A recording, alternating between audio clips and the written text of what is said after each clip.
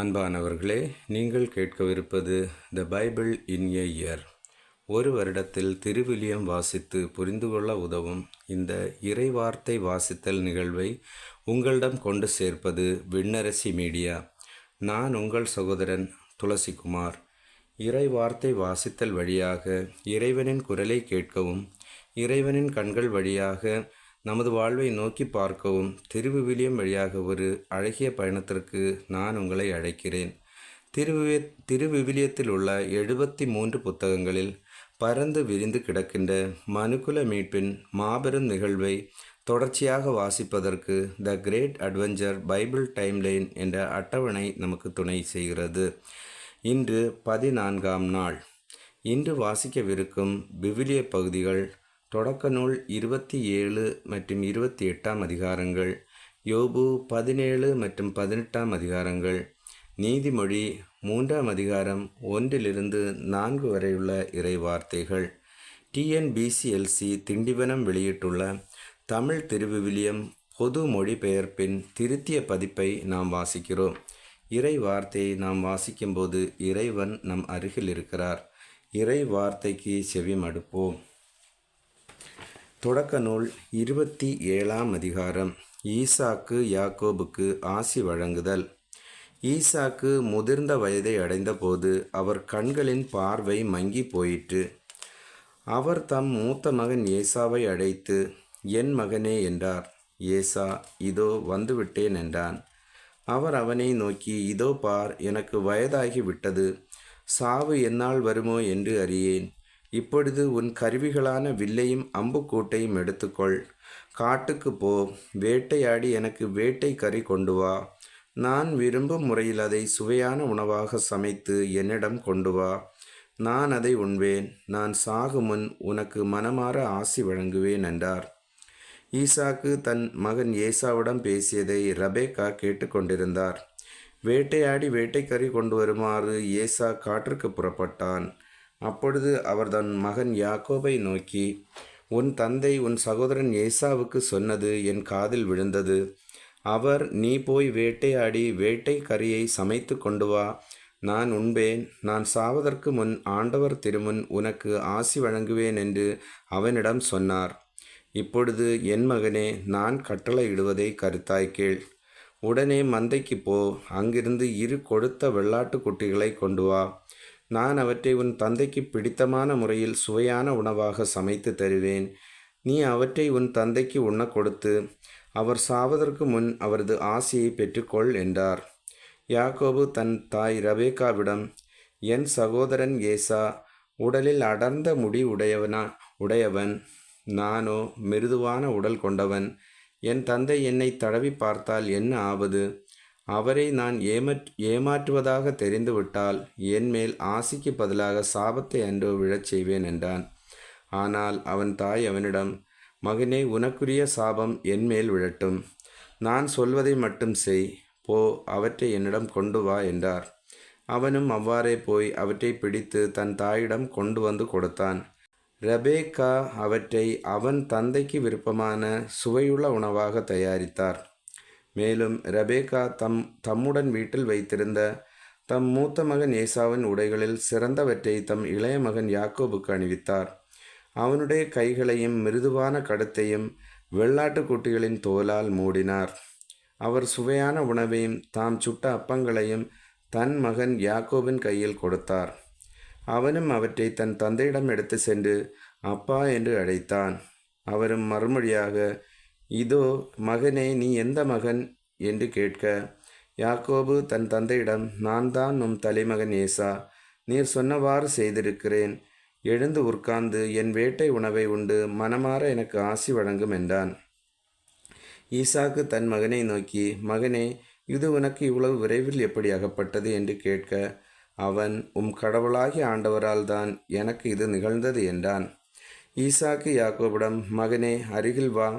நீ உண்மையிலேயே என் மகன் ஏசாதானா என்று நான் உன்னை தடவி பார்த்து தெரிந்து கொள்வேன் என்றார். யாக்கோபு தன் தந்தையின் அருகில் வந்தான். ஈசாக்கு அவனை தடவி பார்த்து, குரலோ யாக்கோபின் குரல், கைகளோ ஏசாவின் கைகள் என்றார். அவனுடைய கைகள் அவன் சகோதரன் ஏசாவின் கைகளைப் போல் முடி அடர்ந்தவையாயிருந்ததால் அவனை அடையாளம் கண்டுகொள்ளவில்லை. எனவே அவனுக்கு ஆசி வழங்கினார். மீண்டும் அவர், நீ உண்மையிலேயே என் மகன் ஏசாதானா என்று வினவ, அவனும் ஆம் என்றான். அப்பொழுது அவர், மகனை, உண்பதற்கு வேட்டை உணவை கொண்டு வா, மனமாற நான் உனக்கு ஆசி வழங்குவேன் என்றார். அவ்வாறு யாக்கோபு கொண்டு வர அவர் அதை உண்டார். பின் அவர் திராட்சை ரசம் கொண்டு வர அவர் அதையும் குடித்தார். அப்பொழுது அவன் தந்தை ஈசாக்கு அவனை நோக்கி, மகனே, அருகில் வந்து என்னை முத்தமிடு என்றார். அவனும் அருகில் போய் அவரை முத்தமிட்டான். ஈசாக்கு அவன் அணிந்திருந்த ஆடைகளின் நறுமணத்தை முகர்ந்து ஆசி வழங்கி உரைத்தது இதுவே: இதோ என் மகனிடமிருந்து எழும்பும் நறுமணம் ஆண்டவரின் ஆசி பெற்ற விளைநிலத்தின் வாசனையாம். வானின் பனித்துளியும் மண்ணின் செழுமையும் மிகுந்த தானியமும் திராட்சை ரசமும் கடவுள் உனக்கு வழங்குவாராக. நாடுகள் உனக்கு பணிபுரிந்திடுக, மக்கள் உனக்கு பணிந்திடுக. உன்றன் சோதரருக்கு தலைவன் நீ ஆகிடுவாய். உன் அன்னையின் மைந்தர் உன்னடி பணிந்திடுவர். உன்னை சபிப்பார் சாபம் பெறுக, உன்னை வாழ்த்துவார் வளமுற வாழ்க. ஈசாக்கிடம் ஆசி வேண்டுதல். இவ்வாறு ஈசாக்கு யாக்கோபுக்கு ஆசி வழங்கி முடித்ததும், யாக்கோபு தந்தையின் முன்னிலையிலிருந்து விரைந்து வெளியேற அவன் சகோதரன் ஏசா வேட்டைக்கரியுடன் வந்தான். அவனும் சுவையான உணவை சமைத்து தன் தந்தையிடம் கொண்டு வந்து அவரை நோக்கி, அப்பா, எழுந்து மகன் கொண்டு வந்திருக்கும் வேட்டைக்கரியை உண்டு மனமாற எனக்கு ஆசி வழங்கும் என்றான். அவன் தந்தை ஈசாக் அவனை நோக்கி, நீ யார் என்றார். அவன், நான் தான் தலைமகன் ஏசா என்றான். ஈசாக்கு மிகவும் நடுநடுங்கி, அப்படியானால் வேட்டையாடி எனக்கு கொண்டு வந்தவன் எவன்? நீ வருவன் அந்த உணவை நான் உண்டு அவனுக்கு ஆசி வழங்கி விட்டேன்.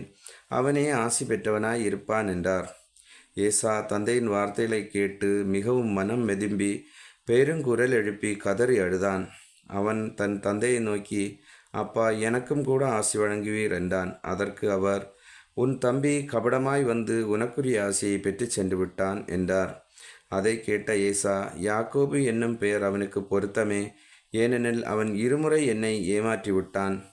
ஏற்கனவே எனக்குரிய தலைமகன் உரிமையை பறித்து கொண்டான், இப்பொழுது எனக்குரிய ஆசையையும் பிடுங்கிக் கொண்டான் என்று சொல்லி திரும்பவும் தந்தையை நோக்கி, நீர் எனக்கென வேறு எந்த ஆசையையும் ஒதுக்கி வைக்கவில்லையா என்று கேட்டான். ஈசாக் ஏசாவிடம், நான் அவனை உனக்கு தலைவனாக ஏற்படுத்தியுள்ளேன். அவன் உறவினர் யாவரையும் அவனுக்கு அடிமைப்படுத்தியுள்ளேன். அவனுக்கு தானியத்தையும் திராட்சை ரசத்தையும் நிறைவாக வழங்கிவிட்டேன். இப்படி இருக்க என் மகனே, நான் உனக்கு வேறென்ன செய்ய முடியும் என்று சொன்னார். ஏசா அவரை நோக்கி, அப்பா, உம்மிடம் ஓர் ஆசிதான் உண்டா?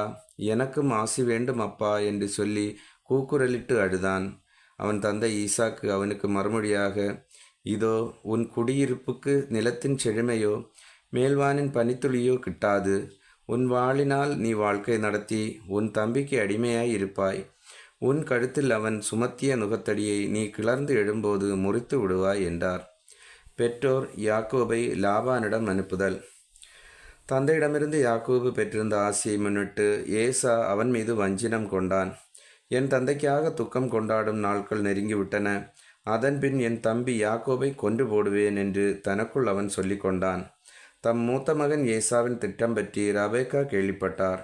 உடனே அவர் ஆளனுப்பி தம் இளைய மகன் யாக்கோபை அடைத்து, இதோ உன் சகோதரன் ஏசா உன்னை கொலை செய்து தன்னை தேற்றிக் கொள்ள விரும்புகிறான்.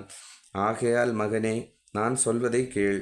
உடனே கிளம்பி காரானில் உள்ள என் சகோதரர் லாபானிடம் ஓடிப்போ. உன் சகோதரன் சீற்றம் தணியும் வரை சில நாள் அவரிடம் தங்கியிரு. தனக்கு விரோதமாய் நீ செய்ததை ஏசா மறந்து கோபம் தீர்ந்தபின் நான் உனக்கு சொல்லி அனுப்பி உன்னை அங்கிருந்து இவ்விடத்திற்கு அழைத்து கொள்வேன். ஒரே நாளில் என் இரு புதல்வர்களையும் நான் ஏன் இழந்து போக வேண்டும் என்றார். பின் ரெபெக்கா ஈசாக்கை நோக்கி, இத்திய பெண்களை முன்னிட்டு என் வாழ்க்கை எனக்கு சலித்து போயிற்று. யாக்கோபும் இவர்களைப் போன்ற இந்நாட்டு பெண்களினின்று ஒருத்தியை மணந்து கொண்டால் என் வாழ்க்கை என்ன ஆவது என்றார். தொடக்க நூல் 28ஆம் அதிகாரம். ஈசாக்கு யாக்கோபை அழைத்து அவனுக்கு ஆசி வழங்கி கட்டளையிட்டு கூறியது: நீ கானானிய புதல்வேருள் எவளையும் மணந்து கொள்ளாதே. நீ புறப்பட்டு பதான் அராமுக்கு போய் உன் தாயின் தந்தையாகிய பெத்துவேல் வீட்டிற்கு செல். அங்கு உன் தாய்மாமன் லாபான் புதல்வியருள் ஒருத்தியை மணந்து கொள்.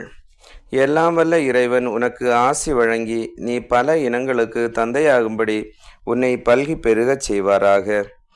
ஆபிரகாம் பெற்ற ஆசியை அவர் உனக்கும் உன் வழி மரபினருக்கும் வழங்குவாராக. அதனால் நீ அந்நியனாய் வாழும் இந்த நாட்டை, அதாவது கடவுள் ஆபிரகாமுக்கு தந்த நாட்டை உரிமையாக்கி கொள்வாய். இவ்வாறு ஈசாக்கு யாக்கோபை அனுப்பி வைத்தார். அவனும் பதான் அராமுக்கு சென்று அரமேயனான பெத்துவேலின் மகனும் யாக்கோபு ஏசாவின் தாய் ரபேக்காவின் சகோதரனுமான லாபானிடம் வந்து சேர்ந்தான். ஈசாக்கு யாக்கோபுக்கு ஆசி வழங்கி அவனை பதான் அராமில் மணமுடித்து கொள்ளுமாறு அங்கு அனுப்பி வைத்ததும், ஆசி வழங்குகையில் கானானிய பெண்களிடம் பெண் எடுக்கக்கூடாது என்று கட்டளையிட்டதும், யாக்கோபு தன் தாய் தந்தையருக்கு கீழ்ப்படிந்து பதான் அராமுக்கு சென்றதும் ஏசாவுக்கு தெரிய வந்தன. ஈசாக்கிற்கு கானானிய பெண்களை பிடிக்கவில்லை என்பதை ஏசா அறிந்து இஸ்மேலிடம் சென்று ஏற்கனவே தனக்கிருந்த மனைவியரை தவிர ஆபிரகாமின் மகன் இஸ்மேலின் மகளும் நெபாயோத்தின் சகோதரியுமான மகலாத்தை மணந்து கொண்டான். பெத்தேலில் யாக்கோபின் கனவு. யாக்கோபு பெயர் சபாவிலிருந்து புறப்பட்டு காரானை நோக்கி சென்றார். அவர் ஓரிடத்திற்கு வந்தபோது கதிரவன் மறைந்து விட்டான். எனவே அவர் அங்கே இரவை கழிப்பதற்காக அவ்விடத்தில் கிடந்த கற்களில் ஒன்றை எடுத்து தலைக்கு வைத்து கொண்டு அங்கேயே படுத்துறங்கினார். அப்போது அவர் கண்ட கனவு இதுவே. நிலத்தில் ஊன்றியிருந்த ஓர் ஏணியின் நுனி மேலே வானத்தை தொட்டுக்கொண்டு இருந்தது. அதில் கடவுளின் தூதர்கள் ஏறுவதும் இறங்குவதுமாய் இருந்தார்கள். ஆண்டவர் அதற்கு மேல் நின்று கொண்டு, உன் மூதாதையராகிய ஆபிரகாம் ஈசாக்கின் கடவுளாகிய ஆண்டவர் நானே. நீ படுத்திருக்கும் இந்த நிலத்தை உனக்கும் உன் வழி மரபினருக்கும் தந்தருள்வேன். உன் வழிமரபோ நிலத்தின் மணலுக்கு ஒப்பாகும். கிழக்கு மேற்கு வடக்கு தெற்கு திசைகளில் நீ பரவி செல்வாய். உன்னிலும் உன் வழிமரபிலும் மண்ணுலகின் எல்லா இனங்களும் ஆசி பெறும். நான் உன்னோடு இருப்பேன். நீ எங்கு சென்றாலும் உனக்கு நான் காவலாயிருந்து இந்நாட்டிற்கு உன்னை திரும்பி வர செய்வேன். ஏனெனில் நான் உனக்கு வாக்களித்ததை நிறைவேற்றும் அளவும் உன்னை கைவிட மாட்டேன் என்றார். யாக்கோபு தூக்கம் தெளிந்து, உண்மையாகவே ஆண்டவர் இவ்விடத்தில் இருக்கிறார், நானோ இதை அறியாதிருந்தேன் என்று சொல்லி அச்சமடைந்து, இந்த இடம் எவ்வளவு அச்சத்திற்குரியது! இதுவே இறைவனின் இல்லம், விண்ணுலகின் வாயில் என்றார். பிறகு யாக்கோபு வைகரையில் எழுந்து தலைக்கு வைத்திருந்த கல்லை எடுத்து நினைவு தூணாக அதை நாட்டி அதன் மேல் எண்ணெய் வார்த்து லூசி என்று வழங்கிய அந்த நகருக்கு பெத்தேல் என்று பெயரிட்டார். மேலும் அவர் நேர்ந்து கொண்டது, கடவுள் என்னோடிருந்து நான் போகிற இந்த வழியில் எனக்கு பாதுகாப்பளித்து உண்ண உணவும் உடுக்க உடையும் தந்து என் தந்தையின் வீட்டிற்கு நான் நலமுடன் திரும்புமாறு செய்வாராயின் ஆண்டவரே எனக்கு கடவுளாக இருப்பார். மேலும் நான் நினைவு தூணாக நாட்டிய இந்த கல்லே கடவுளின் இல்லம் ஆகும். மேலும் நீர் எனக்கு தரும் யாவற்றிலும் 10 உமக்கு செலுத்துவேன். யோபு 17ஆம் அதிகாரம். என் உயிர் ஊசலாடுகின்றது, என் நாட்கள் முடிந்துவிட்டன, எனக்கோ கல்லறை காத்திருக்கிறது. உண்மையாகவே எள்ளி நகைப்போர் என்னை சூழ்ந்துள்ளனர். என் கண்முன் அவர்தம் பகைமையே நிற்கின்றது. நீரே எனக்கு பணயமாய் இருப்பீராக. வேறு யார் எனக்கு கை கொடுத்து உறுதியளிப்பார்? அறிவு பெறாதவாறு அவர்களது உள்ளத்தை அடைத்து போட்டீர். அதனால் அவர்களை நீர் மேன்மையடைய விடமாட்டீர். கைமாறு கருதி நண்பரையே காட்டிக் கொடுப்போருடைய பிள்ளைகளின் கண்களும் ஒளி இழந்து போம். என் இனத்தார்க்கு அவர் என்னை பழிச்சொல்லாக்கியுள்ளார். என்னை காண்போர் என் முகத்தில் துப்புகின்றனர். கடுந்துயரால் என் கண்கள் மங்குகின்றன, என் உறுப்புகளெல்லாம் நிழல் போலாகின்றன. இதை கண்டு நேர்மையாளர் திகைக்கின்றனர். இறைப்பற்று இல்லார் மேல் குற்றமற்றோர் சீற்றமடைகின்றனர். நேர்மையாளர் தம் நெறியை கடைபிடிப்பர். கரையற்ற கையினரோ மேன்மேலும் வலிமை அடைவர். ஆனால் இப்பொழுது நீங்கள் எல்லாரும் திரும்பி வாருங்கள். வந்தாலும் ஞானமுள்ள எவரையும் நான் உங்களில் காண மாட்டேன். கடந்தன என் நாட்கள், தகர்ந்தன என் திட்டங்கள், என் இதய நாட்டங்களும் அவ்வாறே ஆயின. இரவை பகலாக அவர்கள் திரிக்கின்றார்கள், இருளுக்கு அண்மையில் ஒளி உளது என்கின்றார்கள். இருள் உலகையே என் இல்லமென எதிர்பார்ப்பேனாகில், என் படுக்கையை இருளிலே விரிப்பேனாகில், படுகுழியை நோக்கி என் தந்தையே எனவும், புழுவை நோக்கி என் தாயே என் தமக்கே எனவும் புகழ்வேனாகில், பின் எங்கே என் நம்பிக்கை? என் நம்பிக்கையை காணப்போகிறவர் யார்? புழுதிக்கு நாம் ஒன்றாய் போகும்போது இருள் உலகின் வாயில் வரை அது இறங்கிடுமோ? யோபு 18ஆம் அதிகாரம். தீயோரின் தவிர்க்க முடியாத முடிவு. அதற்கு சுகாயரனான பில்தாது சொன்ன பதில்: எப்பொழுதும் சொற்களை நிறுத்தப் போகிறீர்? சிந்தித்து பாரும், பின்னர் நாம் பேசுவோம். மாக்களாக நாங்கள் கருதப்படுவது ஏன்? மதியற்றோரோ நாங்கள் கண்களுக்கு. சீற்றத்தில் உம்மையே நீர் கீறிக்கொள்வதனால் பொருட்டு உலகம் கைவிடப்பட வேண்டுமா? பாறையும் தன் இடம் விட்டு நகர்த்தப்பட வேண்டுமா? தீயவரின் ஒளி அணைந்து போம், அவர்களது தீக்கொழுந்து ஒளி விடாது. அவர்களின் கூடாரத்தில் ஒளி இருளாகும், அவர்கள் மீது ஒளிரும் விளக்கு அணைந்து போம். அவர்களின் பீடு நடை தளர்ந்து போம், அவர்களின் திட்டமே அவர்களை கவிழ்க்கும். அவர்களின் கால்களை அவர்களை வலைக்குள் தள்ளும், அவர்கள் நடப்பதோ கண்ணிகள் நடுவிலேதான். கண்ணி அவர்களின் குதிகாலை கவி பிடிக்கும், சுருக்கு அவர்களை மாட்டி இழுக்கும். மண் மீது அவர்களுக்கு சுருக்கும், பாதையில் அவர்களுக்கு பொறியும் மறைந்துள்ளன. எப்பக்கமும் திகில் அவர்களை நடுங்க வைக்கும். கால் செல்லும் வழியில் அவர்களை துரத்தி விரட்டும். பட்டினி அவர்களின் வலிமையை விழுங்கிவிடும். பேரிழப்பு அவர்களின் வீழ்ச்சிக்கு காத்திருக்கும். நோய் அவர்களின் தோலை தின்னும், சாவின் தலைப்பேறு அவர்களின் உறுப்புகளை விழுங்கும். நம்பியிருந்த கூடாரத்தினின்று அவர்கள் பிடுங்கப்படுவார்கள். அச்சம் தரும் அரசன் முன் அவர்கள் கொணரப்படுவார்கள். அவர்களின் கூடாரங்களில் எதுவும் தங்காது, அவர்களின் உறைவிடங்களில் கந்தகம் தூவப்படுகின்றது. கீழே அவர்களின் வேர்கள் காய்ந்து போம், மேலே அவர்களின் கிளைகள் பட்டுப்போம். அவனியில் அவர்களின் நினைவே இல்லாது போம், மண்ணின் முகத்தே அவர்களுக்கு பெயரே இல்லாது போம். ஒளியிலிருந்து இருளுக்குள் அவர்கள் தள்ளப்படுவார்கள், உலகிலிருந்தே அவர்கள் துரத்தப்படுவார்கள். அவர்களின் இனத்தாரிடையே அவர்களுக்கு வழிமரபும் வழித்தோன்றலும் இல்லை. அவர்கள் வாழ்ந்த இடத்தில் எஞ்சினோர் யாரும் இல்லை. அவர்கள் கதிகண்டு திடுக்கிட்டது மேற்றிசை, திகிலுற்றது கீழ்த்திசை. கொடியவரின் குடியிருப்பெல்லாம் இத்தகையே, இறைவனை அறியாதவரின் நிலையும் இதுவே. நீதிமொழிகள் 3ஆம் அதிகாரம் 1 முதல் 4 வரையுள்ள இறைவார்த்தைகள். ஆண்டவருக்கு உகந்த வாழ்க்கை. பிள்ளாய், என் அறிவுரையை மறவாதே. என் கட்டளைகளை உன் இதயத்தில் இருத்திக்கொள். அவை உனக்கு நீண்ட ஆயுளையும் பல்லாண்டு வாழ்வையும் அமைதியையும் அளிக்கும். நிறையன்பும் வாய்மையும் உன்னை விட்டு அகலாதிருப்பனவாக. அவற்றை கழுத்தில் அணிகலனாய் பூண்டுகொள். உன் இதய பலகையில் எழுதி வைத்துக்கொள். அப்பொழுது நீ கடவுளுக்கும் மனிதருக்கும் உகந்தவனாவாய், அவர்களது நல்லெண்ணத்தையும் பெறுவாய். அன்பானவர்களே, நல்லதொரு நாளுக்காக உங்களுக்காக ஜெபிக்கின்றேன்.